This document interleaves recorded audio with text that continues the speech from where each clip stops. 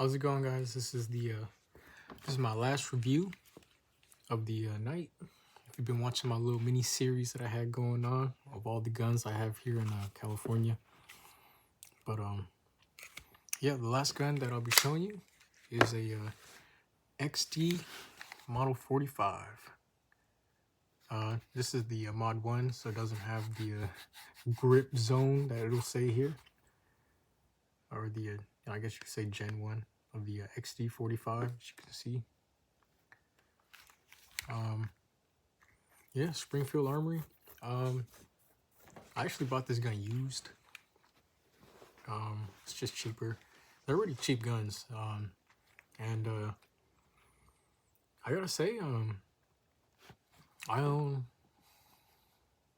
4 Glocks, and none of them out the box has a nice of a trigger as this Springfield does out the box. Everything else is pretty comparable to Glock, although this does have its pluses. I'm not gonna lie though, it's kind of ugly. Let me go safety check it for you. So I do keep hollow points. Like I said, I keep all my guns in condition 3 unless I'm outside. But you know, so no magazine, chamber is empty, and no safety. So the gun comes with the case, and you know, pretty standard. It comes with 3 magazines, I believe.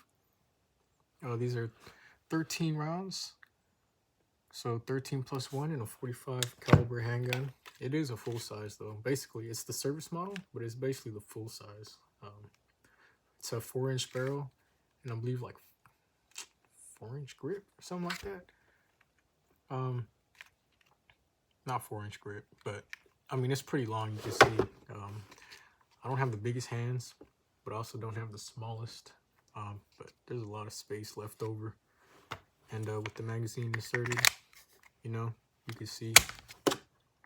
And while I have the magazine inserted, I'm gonna show you a little thing. So I don't know if it's just my gun. Like I said, I got this gun used though, so it should have been broken in. But if you have a fully loaded magazine, full capacity, whether it's the 10 rounder or the 13 rounder, if it's at full capacity, pressing the magazine release button is ambidextrous, by the way, but pushing it in, it's extremely hard. Like, you gotta really, I mean, it's getting easier over time, but still, like I said, this gun has been used, and the guy I bought it from had it for like, you know, like 5-6 years before he sold it to me. But it's definitely difficult to hit that mag release with a fully loaded magazine. Now, if you take one out, so I'll chamber one right now. But if I'm hitting this mag release, very easy. But so just something to be aware of. That's literally the only gripe I have about this gun, is that that mag release. If your magazine is topped off, yeah, you're gonna have a hard time hitting that mag release. But I mean, you can always if it's inserted, you can always just pull the slide back and then release it. Very easy that way. But you know, I mean, I'd rather just be able to hit the mag. You know? It does have a loaded chamber indicator. It will stick up right here. Let me just show you. See, loaded chamber indicator right there, and you could see it, you can feel it. Very safe. Also, let me unchamber this round. Weapon is no longer loaded. When you pull the slide back, you also get a I forget the terminology for it, but you know, you basically know when it's loaded, when there's when the trigger is set, you know. So if I were to pull this trigger, like I said, it's clear. If I were to pull the trigger, you see the little thing will go in. So it's neat, you know, very handy to have. And plus that loaded chamber indicator is very useful, knowing when you have one in the head. Like I said, the magazine release is ambidextrous. The slide stop is not. Slide stop's right here.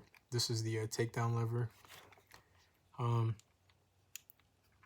only thing, well, besides the mag release when it's fully loaded, the only thing I also don't like is how long the grip is. Like if I said so, a regular XD9 does not go this far down. It probably cuts off right here, and that would be perfect because, you know, it would be perfect. But that's just ridiculous. Like if you look at this thing from far away, it just looks okay. Don't look that bad, but I'm telling you, like, it's just ridiculously long. Like, I don't know. It just looks funny to me. The XD9 is like the perfect grip height. The XD45 just a little long, which is good if you have big hands. But my hands are pretty medium. I'm just topping off the magazine again. So yeah, here's the case. Comes just like that with the 3 magazines. It comes with a little holster. It's pretty cheap. This one's already falling apart. And plus, you know, I would never carry this unless I would never carry outside the waistband. You know, I don't do open carry unless I'm doing like drills. Comes with the magazine holder as well. 2 magazines fully loaded. 13 rounders. On that, you know, you get your bunch of information, safety, user manual, and that's pretty much it. It did come with the cleaning kit, but like I said, I got it used, so all this stuff is all secondhand. I wasn't surprised that he didn't have half the stuff, but yeah. To take down the weapon, lock the slide back. There's no magazine inserted. Lock the slide back, and then you're gonna push this up. It's this way, yeah, up, just like that. And then you just release the slide, pull the trigger, straight off. Very simple. It has the dual captured recoil spring, similar to like Glocks, the compact Glocks at least. So makes recoil very manageable. Barrel. And yeah, you can see, I mean, it's pretty dirty. I shot this one time when I came back from leave, so about a week ago I shot it. And I didn't clean it since, but yeah, pretty smooth shooter if I'm being honest.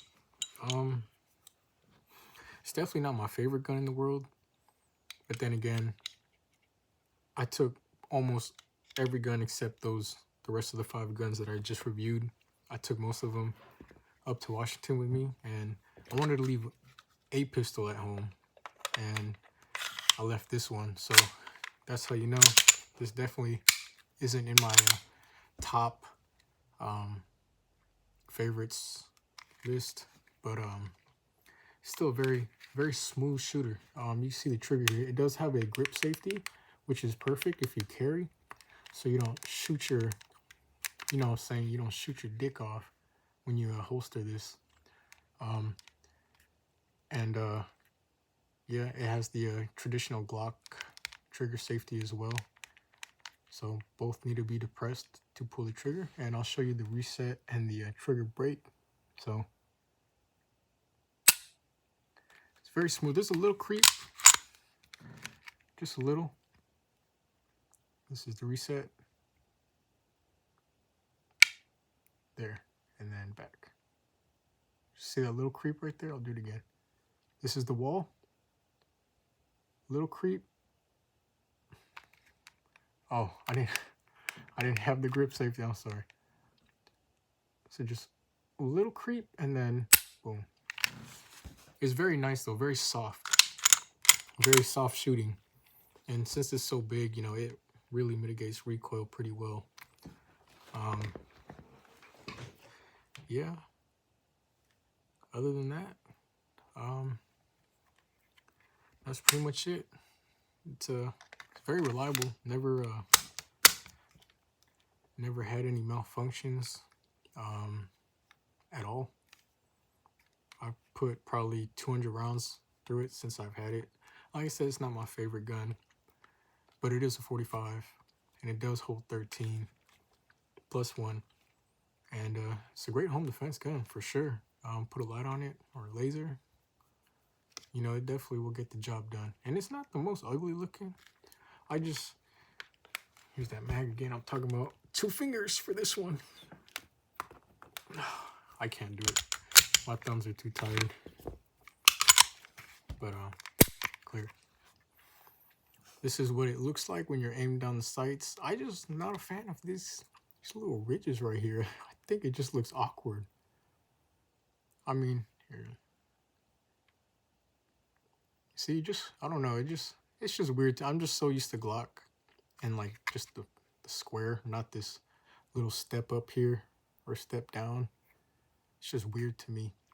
But the looks don't define the gun. It's definitely a great shooter. Definitely a great trigger out the box. Yeah, that's all I have to say. Okay, so I actually don't have any footage of me shooting this gun because, like I said, it was never really the main attraction whenever I went shooting. Usually I rarely go by myself, and usually when I bring somebody, you know, I'm telling them about another gun, like for example, the Mosin Nagant, or you know, shooting the shotgun or the AK or something, you know, something more extravagant, you know, than this XD45. Like I said, it's a very, very great gun, especially for the price. Very accurate, really, really accurate actually. Great trigger, 13 plus 1 capacity. You really can't go wrong with this gun. It's definitely more of like a bedside gun.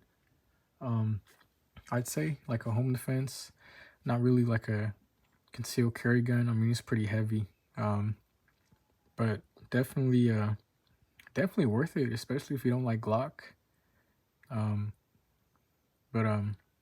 Yeah, like I said, I'm sorry I couldn't get any shooting footage, but I would definitely recommend this gun if you're in the market for something similar to Glock, but you don't want a Glock. It's definitely heavier than Glock, and out the box, I really do feel like it performs better, just out the box.